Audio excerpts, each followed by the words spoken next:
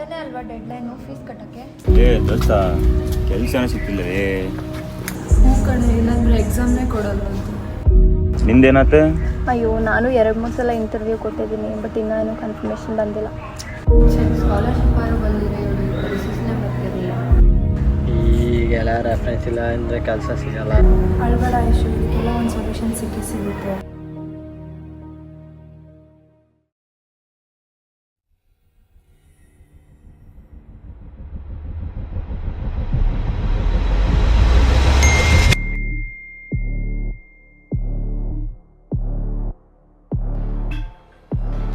ಅಲ್ಲ ಮಗ, jeans program ಬರ್ತೀಯಲ್ಲ? ಹ್ಞೂ ಮಗ, ಬರ್ತೀನಿ.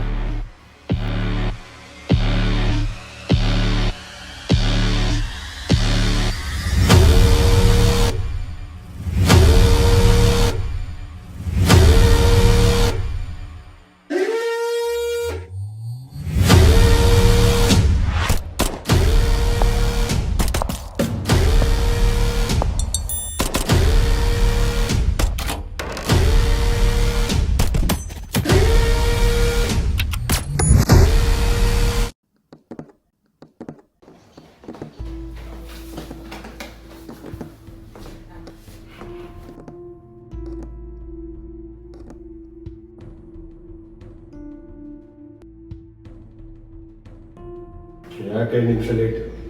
ಸರ್, ಸಖತ್ತಾಗಿ ಕಾಣಿಸ್ತಿದ್ದೀರಾ ಸರ್.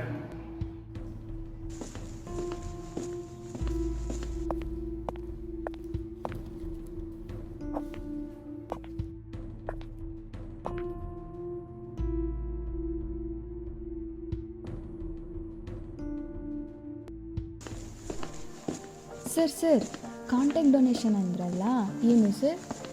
ಸರ್ ಮತ್ತೆ ಅದೇನೋ ಅಲುಮಿನಿ ಸ್ಕಾಲರ್ಶಿಪ್ ಅಂತಿದ್ರಲ್ಲ, ನಿಜನಾ ಸರ್? ನಮಗೂ ಬರುತ್ತೆ ಹಾಗಾದರೆ? ಇನ್ಫಾರ್ಮಲ್ ಫಂಕ್ಷನ್ ಅಂದ್ರಲ್ಲ, ಪಕ್ಕನಾ ಸರ್? ಸೀನಿಯರ್ಸ್ ಪಕ್ಕ ಬಂದೇ ಬರ್ತಾರಲ್ವ ಸರ್?